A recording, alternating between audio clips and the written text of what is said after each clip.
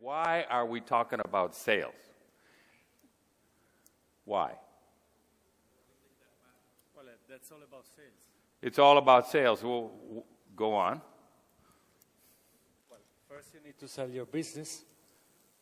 Because? Why do you have to sell first? To get people on board.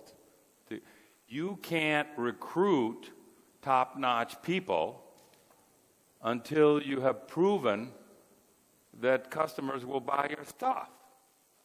So even if you're a geek, you're going to be the one that's going to be doing the selling, because you won't be able to recruit professional salespeople or others to the company until the value proposition has been validated. That's correct. And then what's the second reason why we got to have sales first? If you don't have sales, if you don't have sales, you don't have a company. You just have an idea. You just have an idea which can languish in an ivory tower, right? Because a great idea without customers is nothing, really. So you got to have a customer to recruit people. What else? Are there any venture capitalists here or angel investors? Okay, well, I can tell you that if you don't have customers, you can freaking forget getting money from institutional capital, right? I think last time I saw you, that was what we were talking about. Yeah. Come back when you have a customer. Say that again, louder. We keep hearing from angels, come back when you've got customers. Yeah. We love your idea. Come back. Yeah. You're adorable. Right? But you have a customer to validate your idea. And is it new, or has it been around a long time? Forever. Now, how many of you are business school students? Okay, so what percentage of the CEOs of the 5,000 largest companies in the world came up through sales? A good amount. That's not, I'm an MIT guy and I like numbers, okay? That's a typical MBA answer, correct but not operational. Now, give me a number, man. 80%. Probably 80% of the CEOs of 5,000 largest companies came up through sales. So what's the message? You better get a sales job. When should your first sales job take place? The sooner the better. Another MBA answer. No numbers. I need some numbers. Huh? Probably before you graduate from high school, you should have a summer job selling. And that's why the kids, entrepreneurs, have a high likelihood of entrepreneurs, because usually violate the child labor laws and get their kids involved in the company as soon as possible, like delivering to customers or going to see customers when you're 7, 8, or 10 years old. So those of you who have kids, get them involved in the company as early as possible and make sure they're out there selling, because you can handle the rejection better if you know that you can come home and get it from mom. Good. So learn to sell early. It's good for your career. Forget having a startup without customers, because you won't be able to recruit people or raise money to grow. So now, I guess you are here because you have bought into the idea that sales is critical in building a startup. Now, how many of you are engineers? Okay, well, I have some good news for the engineers, but first, I have a strong statement for you. Salespeople are not lower life forms. Okay? So I want all the engineers in the audience who promise that they will not think of salespeople as lower life forms to raise your hand, okay? I promise I won't. Okay, so I know this is a little bit like a Billy Graham rally, but it'll get better. Good. So the first message is salespeople are not lower life forms.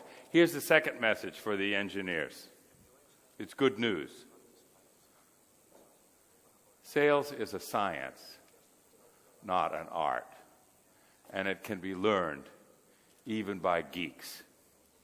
So how many of you would, I mean, realistically, in this friendly audience, classify yourself as a geek? Okay, I'm a geek, right? So, right? So I just, you used to be a geek, or you're half a geek, or what is that? What does this mean? Okay, you're a geek. Okay, so good. So, do you agree with me that geeks are going to rule the world? It's just a matter of time. I don't think it's that simple. It's not that. Unfortunately, it's not that simple. Okay, but geeks can learn to sell because it's a science, not an art. And I want to start on that process right now. And what is the definition of an elevator pitch, Martin? That you're able to sell your ideas in 20 seconds. Okay, so you got the fact that it's short, and you came up with a number, so that's very good. But anybody want to build on his statement? An elevator pitch. I think it's also attract attention. You have to attract attention. So he said sell. I'm not sure that you're going to convince somebody in 20 seconds or 55 seconds to buy from you, but you can get their attention in order to do what? Exchange business cards. And what happens to your business card when the guy leaves? Well, most high-octane business people, when they go to networking events like tonight in Plaza Catalunya, will take your business card, and if they care about you, they will put it in their left pocket. And if they don't, it goes in the right pocket. So triage is instant, okay? And when they get home, or even before they get home, everything in the right-hand pocket goes in the bin. So what do you have to do to get in the left-hand pocket with your elevator pitch?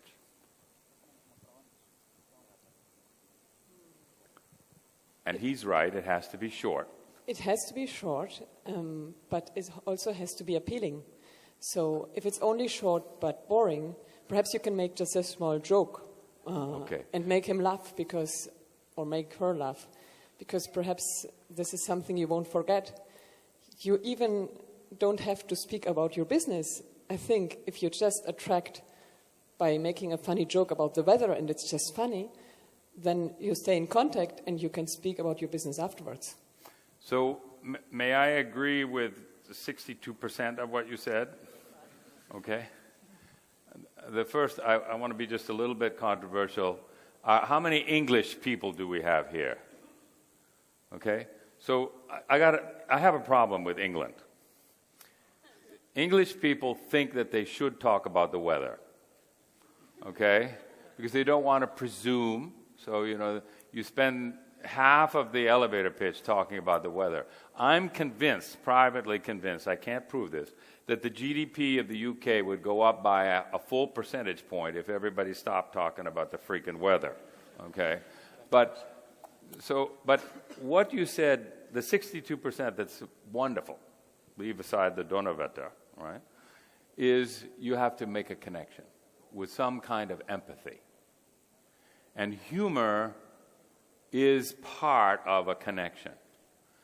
And so I think that an elevator pitch, which let's say it's a minute, you spend 20 seconds establishing common ground, some kind of connection, and the 40 seconds, you don't talk about your business.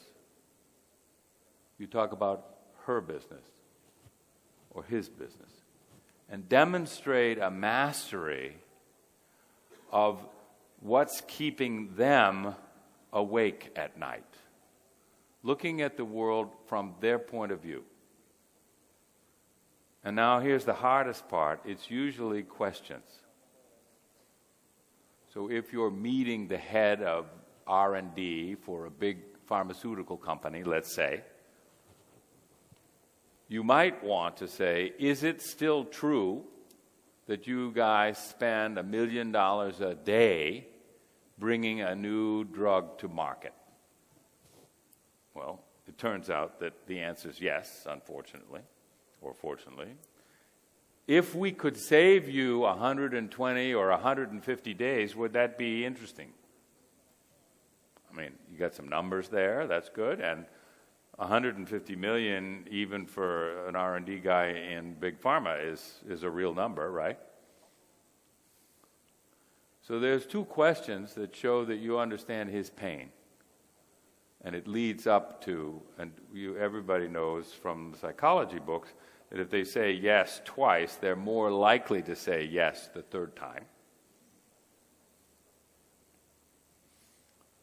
And so your third question could be to ask for the meeting.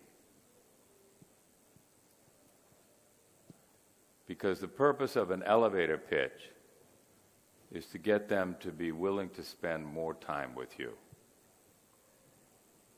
And if you can't do it in a minute, if you can't establish rapport, demonstrate mastery of their number one headache, and offer an appealing and interesting alternative to their headache, or position yourself as aspirin for their pain, if you can't do that in a minute, you don't have a business. Now, usually at this point, especially when I'm in different parts of Europe, somebody raises their hand and says, but you don't understand, I need at least an hour to explain my PhD thesis and why it's relevant to him. And you know what? The only person who has time to spend an hour hearing about your PhD thesis is your uncle.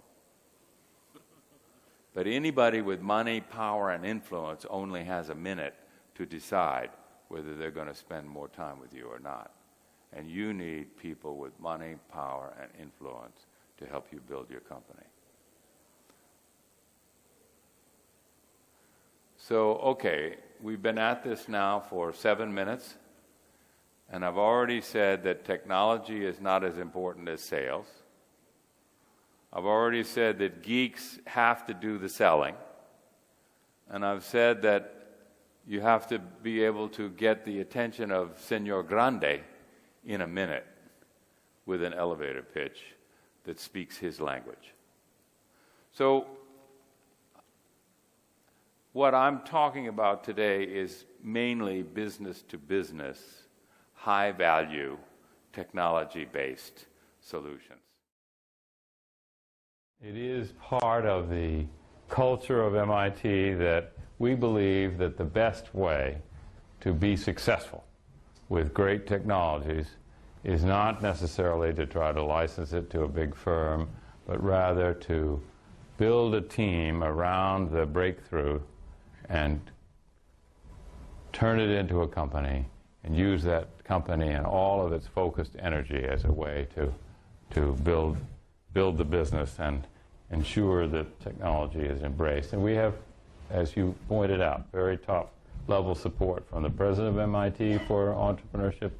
And we've just completed a study that says that 25,000 companies have been started by MIT alumni and created jobs for over 3.3 million employees and $2 trillion in annual revenue, which is a little bit more than South Africa or Thailand. So that's a laboratory for studying what it takes to be successful in entrepreneurship that we're contributing to this program. But this program has been well thought through. Now, how can governments support entrepreneurship and innovation? Having the long-term view and the vision that you have, garnering the necessary administrative support, the financial support, the logistical support, and designing a program that suits the needs of entrepreneurs in the Highlands is something that you've done. And you understand that people and passion are the number one critical a success factor in building. Also, there's been a very good recognition here in the Highlands that what entrepreneurs need the most is customers. It's customers that help you build great companies. Not financing, not grants. It's teams, passion, and customers. And so all of these activities include the notion of being able to get customers. Set the rules of the road, and then let them do. The private sector has an important role to play. I hope that all of you in the room will take with you this notion of being a customer for a fledgling enterprise and go out of your way to buy from them and pay them on time, because cash flow is important. Good. So what we've seen in this sort of public-private partnership is that government sets the vision, thinks long-term, helps to mitigate the risk, and the private sector, and that means in some cases us who are teaching, work fast, get them in front of the customers, and that will be consistent with the global mission. Now, what problem are we trying to solve? And we're almost at the end here. How can we help Highland entrepreneurs to be more market savvy, to be more ambitious, to be more customer focused, and to think globally? That's what we're doing, and that's what this is about, as you said so well, and instilling passion and grit as well. So somebody asked, have you done this before? Gordon Brown paid us at MIT for a 6-year program, $100 million, and you're benefiting from everything that was invested there. And he paid for me to come to Scotland 4 or 5 times a year for 5 years. The Danish government also has a program which is similar, and which we helped to design. The Quebec program has 10 great entrepreneurs each year who receive workshops, go to EDP, and they've had some enormously positive successes. Companies that had a value of less than 10 million now have values exceeding 60 million in just 3 years, and it's meant to be for 5. They also get coaching every month. The CEO gets a half day of one of our time helping them. So I think that what you're doing is comparable to what's been done before and has yielded results. So here we are. This is the question time and the comment time and so on. But there's clear vision. There's sustained leadership. We're launching this program. It's a 3-year program. It's been funded for the 3 years unless we get fired, right? And there's been success to date. That's what we're trying to build on. Some companies have told me openly that they were waiting to see whether we had our act together, and now they're eager to jump in. So we've passed certain tests and milestones. And I look forward to doing my part to making this a resounding success under your leadership. Thank you.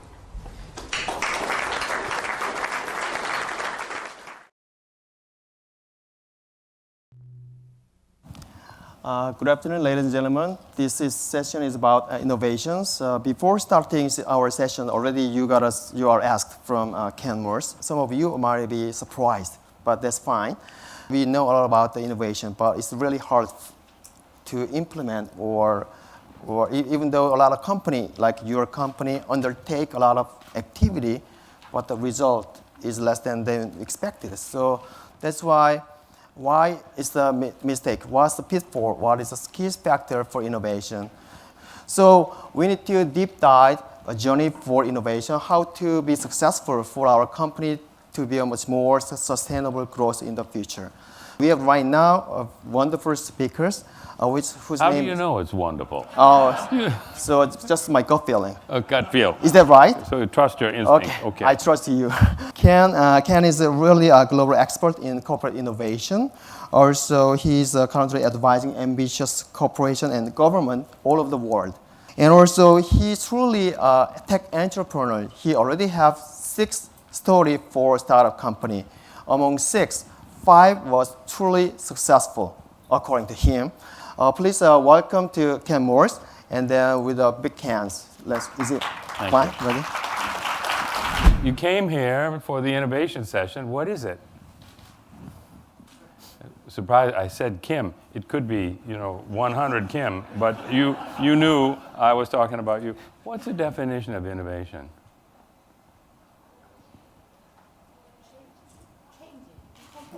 Change, strategy. Right. And she says new business model. Okay. What else? Invention times commercialization. It's not an innovation unless you both invent and go to market successfully.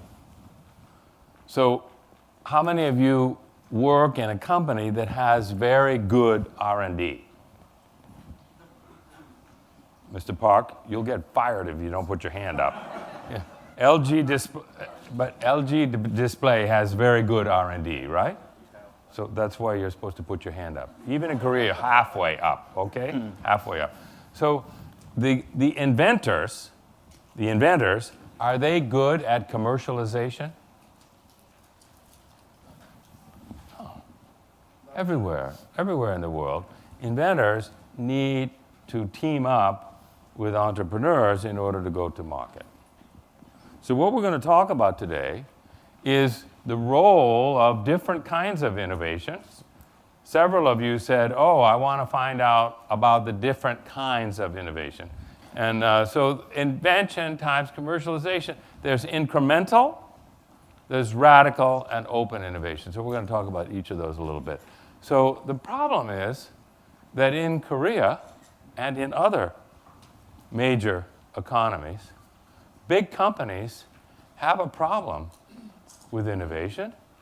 And one of the dimensions of the problem is they don't have enough ambitious entrepreneurs inside the company, or they don't have enough ambitious entrepreneurs outside the company. And if there are ambitious entrepreneurs outside the companies don't know how to connect. How many of you would say that you're good at working with small companies anywhere? Silicon Valley, Boston? It's hard. And number one challenge, it's not mission impossible. Number one challenge for large companies is to get innovation from outside as well as from inside. Because if you get innovation from outside, it will make your engineers work faster.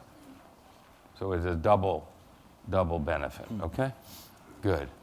So you all know that we have to innovate, or perhaps die. Who thinks innovate or die? Hand up. Innovate or die. Innovate or die. So it's important. It's not just fun, right? This is must-have, not nice to have. And ask the guys at BlackBerry. So I have a BlackBerry. I'm probably the only person in this room with a BlackBerry. There's a good reason to have it, because Heather uses it to take pictures, so that's by itself is very good. But the key thing is, I visited BlackBerry at Christmas time. Maybe there's a laser, right? Laser doesn't work. See the December 2010. They were going up. They were feeling great. They were happy. It was a great Christmas party. It's also the last Christmas party they ever had. Because after that, it was really bad. What about Dell? Does Dell make a better computer than HP? Or not much, but their business model is different. Now, Gino, what is really critical about the Dell business model? Logistics. Logistics. right? Made to order and logistics. What else? What else is there about the Dell business model, which is so unique? No inventory. Exactly. Okay? They don't have stores, they don't have inventory, so they don't have product obsolescence. They don't want to sell to anyone who needs to go into a store and look at it. They only want to sell to people who know what they want. Michael Dell used to say, he's more gracious now, I don't want any stupid customers. You have to have a computer to buy a computer from Dell. And most Dell customers, because they designed the computer when they bought it, they picked the disk drive and everything, they're macho. So they don't ever call the help desk for repair. I can fix it myself. He segmented out all the stupid customers and the logistics. Logistics is appealing because when you order a computer with Dell and when you pay with your credit card, they get the money that day. And they pay ShoeGuard and Intel 90 days later. So their average inventory cost is minus 1 day. Good. So there are some common beliefs I think we have. Family companies outperform companies on the stock market because the companies on the stock market are paralyzed by short-term thinking. And I think that incremental innovation is best done in the business units. Incremental innovation is best done in the business units.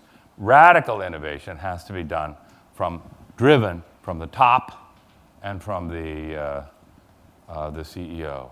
Another thing is, how are you going to compete?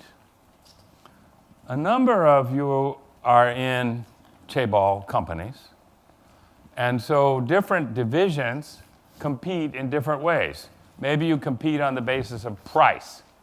I think that's very hard for Korea to compete on price today. 25 years ago, maybe. Today, I don't think so. Secondly, you can compete on innovation. We will continuously produce new products faster and faster and faster. I don't know if all of the companies, divisions, are producing new products at an incredible rate. And the third way to compete is on the basis of customer intimacy. We really know our customers well. And there are different famous examples of companies. I think McKinsey, Four Seasons, HP really knows the customers well. After they bought Compaq, they spent much more time embedded in their customers. So it depends. Amazon really knows you well. Global competition, Jane, cannot be held back. That's the whole theme of your conference, right? We got global competition. We've got a fourth generation. We better grab a surfboard and ride this wave, okay? So we already covered the definition of invention times commercialization, all right? So innovation is easy to say but hard to do. And it requires a sustained commitment. Now, I don't know if this will work. Does this work here in Korea, Heather? Lemons ripen before the plums. If you have 5 projects, okay, the bad projects are going to die before the good ones become delicious. So if you're going to embark on a program of innovation, you're going to have problems before you have successes. What do you think about that?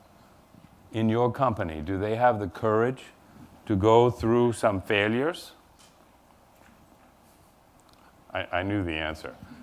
How many of your companies have a tolerance for failure? Yeah, no hands, right? No hands. So that's why I am happy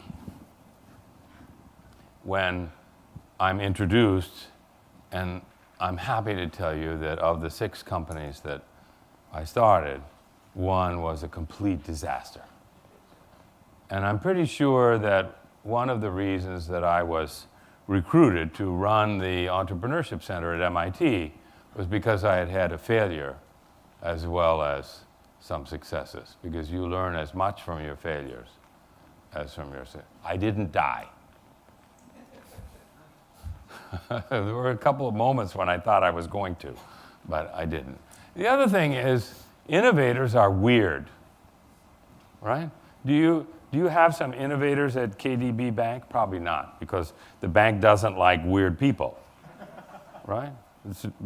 All bankers look just like you. Blue suit, blue shirt, right? You don't have a tie that's already very modern and revolutionary for a bank, right?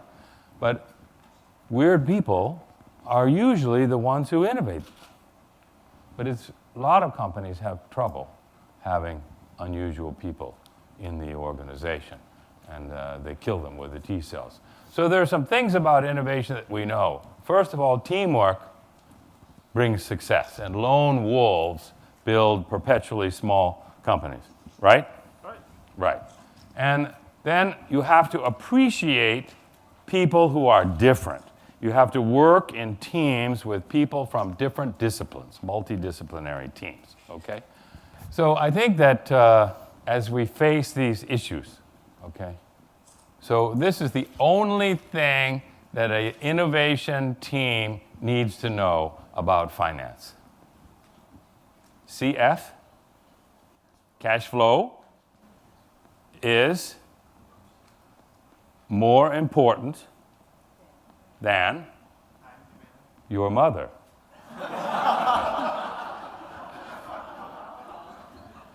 The other thing is, if you have you hadn't heard that before? Oh my God, where have you been living? Okay, that's good. So, and then I think that it's very, very important to express what you're trying to do with your company or with your project or with your innovation in 55 seconds. If you can't express it in 55 seconds, then you don't really know what you're doing. Right? Right. And it's a good idea to, especially if you're young, to have adult supervision. But I think you need to have a powerful board of advisors who have been there, done it, and bought the T-shirt. Okay. Sales. So some companies are incredibly committed to innovation. And some of them are known to you, and some of them are not. And the one I want to mention is Solvay. It's a chemical company headquartered in Belgium. It's a French-speaking company. And prior to World War I, they were the largest multinational company in the world. And this is a picture of their first board of advisors meeting. And this board met every year for 20 years because Ernest Solvay, the founder, felt that it was important for his company to have input from some of the best physics people in the world, even though it was a chemical company. Can any of you recognize some of the people in here? Albert Einstein and Marie Curie, every year for 20 years, helped to guide the innovation in that company. Now, they're not enormous, 13 billion, but they're still one of the most profitable chemical companies on the planet. Sales is more important than technology. The company with the best sales force usually defeats the company with the best technology. Let's take some examples. Microsoft versus Apple in the first, right? VHS versus Beta, another example. Beta's better, VHS won. Oracle versus Sybase. Sybase is clearly superior, but Larry Ellison has the big yacht. And there are many other examples. So if that's true, Professor Hong, how come business schools in Korea don't teach sales? They should sell. They should teach. They should. They should. Yeah. So, yeah, understanding technology insight or perspectives. Right. Good. So that's an action item for you, Professor. Okay? Yeah. Good. That'd be great. So I think that what we do know is that if you believe that companies can succeed, okay, if you have to have that. Usually you get that if either your mother or your father was an entrepreneur and business was discussed at the breakfast table at home, okay? You need to be willing to be unconventional, okay? So as I said, incremental innovation is best done in the business units. Radical innovation is best managed centrally from the top without the CFO, because the CFO is the enemy of innovation, right? Because he wants to manage the earnings, right? He's laughing. He knows what I'm talking about, right? How many of you have been in a meeting last week and somebody said, that's a great idea, but it's not in the budget, right?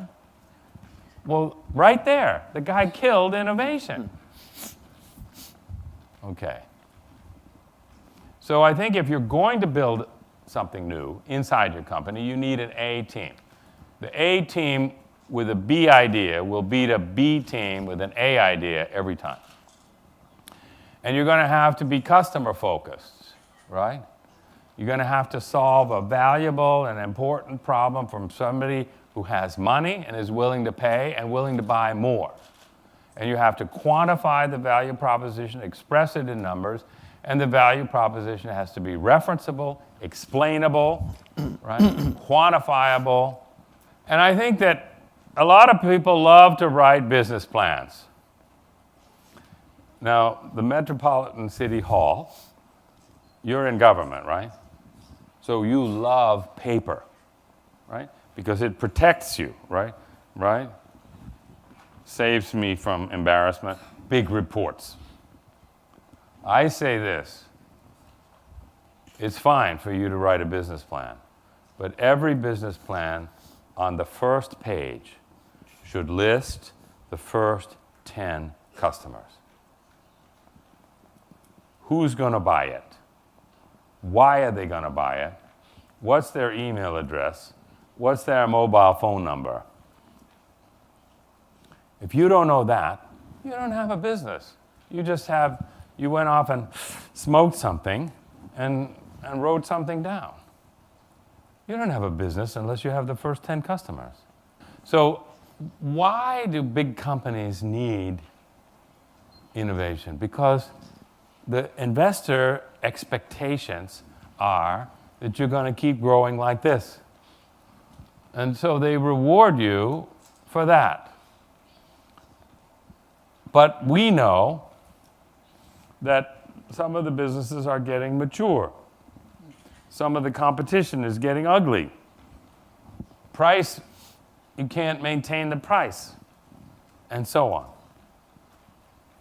Am I talking about you? Your company? No, but you've read about it, okay? So what's going to fill the gap? It's going to have to be a new business that you start. And if the gap is $1 billion, then you can't create a $1 billion business overnight. It takes 10 years, probably. So you better start now to fill in a gap 10 years from now. Hope is not a strategy. It's hard work to innovate and build new businesses inside a big company, okay? And we need to start now, but it isn't easy. So there's a bunch of companies that are working on this, or a few, and we all know about Google X and driverless cars, and they want to, why does Google want to have a driverless car? If you don't have to drive, you can surf the net. They just want more people surfing. People drive an hour a day. Now they can. Shopping. Yeah, good. It'll be good for Amazon. Great. So the thing about your situation, which is not Google, because you don't have $80 billion in cash sitting around with nothing to do, is you have to have a $1 billion idea, and it has to be consistent with and leverage your existing business units. The nice thing about Nespresso, how many of you, is Nespresso popular? here? It's good coffee, but is it popular in Korea? Popular? Do you know that the technology came from outside? It was available for license in a laboratory, and they licensed it. And do you know that they tried it? They made some of the machines, and they put them in people's houses, and it didn't do very well. And as they were driving from the headquarters to some meeting, there was a marketing guy there and a finance guy, okay? And the marketing guy said, we're going to have to kill this project. It's not working. And the finance guy, this is the only time in the history of the world that the finance guy supported innovation, okay? The finance guy said it's going to cost us more to kill the project than to let it go for one more year, right?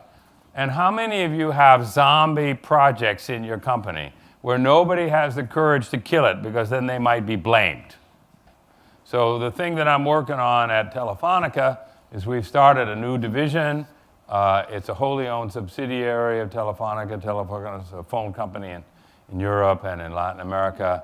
And that's about building new billion-dollar businesses, okay?